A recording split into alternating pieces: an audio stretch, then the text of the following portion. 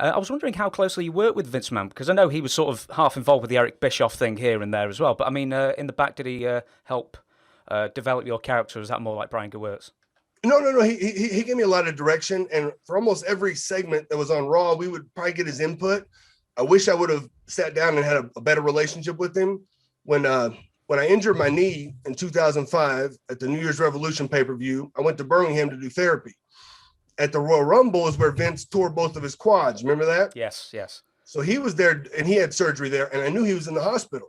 So I just went right up there, went into his room, and I just said, hey, I'm here in town. I know he had somebody in town to run errands for him if he needed anything, but I just said, hey, I'm here. If you need anything, have somebody give me a call.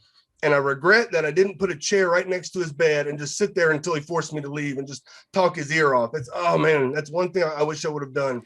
I was nervous. I was actually going to ask, did you notice any of his strange idiosyncrasies we hear so much? Well, when I walked in the hospital room, he hadn't shaved. And also I could tell he was immediately uncomfortable. But no, I wasn't around him, too much. Nobody sneezed around him or anything. So you didn't do did you actually do any of the shopping in the end, or did you just send you on your way eventually? Yeah, no, I just bailed. but then Stephanie McMahon called me about a week later and said that was a really nice thing to do. So cool.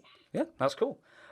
Mid-2000s is probably the pinnacle of Triple H's domination of WWE, or specifically the Raw brand. Was there many grumblings in the locker room about this, or was it all sort of overblown, a couple of bad eggs sort of sending these things to the newsletters to stir it up a bit? I mean, if it was, I didn't hear it. It was because I was so new, and plus I was getting pushed and used. If it was from anybody, it would be the guys that were right under that main event slot, wanting to break into the main event slot and feeling like they couldn't do it. I was brand new, and I was excited, and I was featured, had merchandise, and I was kind of a different character. If I would have been trying to go for that same ass kicking, main event guy, I might have felt it. I don't know how much you, I suppose, spoke to him on a one-to-one basis or, personally, but was he more office or was he more one of the boys at this time, 2004 onwards?